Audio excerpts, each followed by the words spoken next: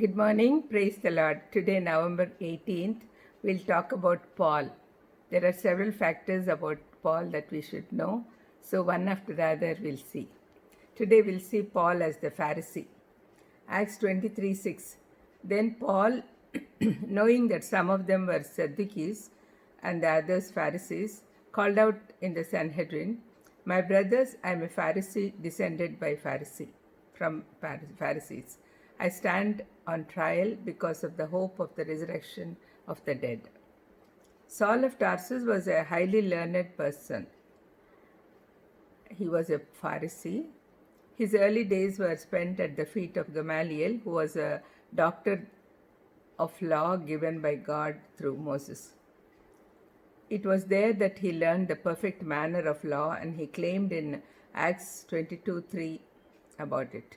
But for him, it was not merely qualification. He was a Pharisee by birth.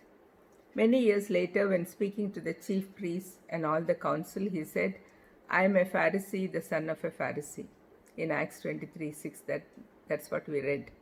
The early pride he had in his birthright is reflected in his detailed written description to the saints in his epistle to the Philippians.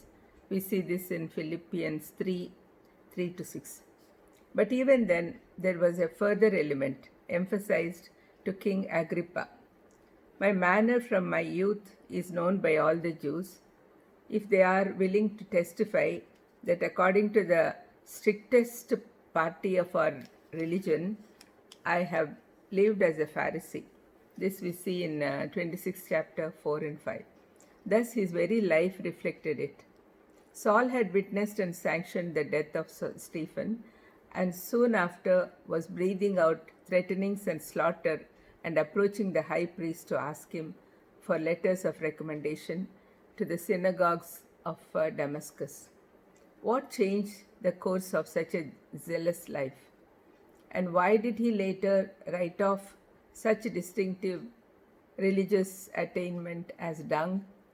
It was a startling revelation received on that same Damascus road.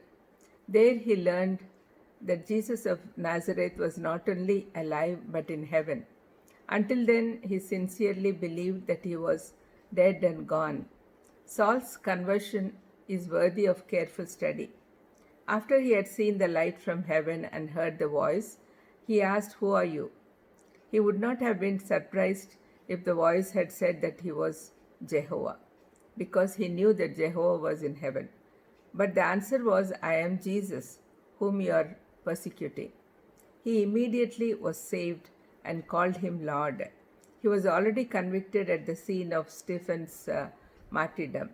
Now he confessed Jesus as Lord and then asked him what he has to do. This shows that he believed that God has raised Jesus from the dead. The proud Pharisee had been gloriously saved. He was humbled in the presence of the glory of the Lord. Let's pray. Lord, thank you for teaching us about Paul, who was converted completely, Lord. Please help us to understand what real conversion is. In Jesus' precious name I ask. Amen. God bless you.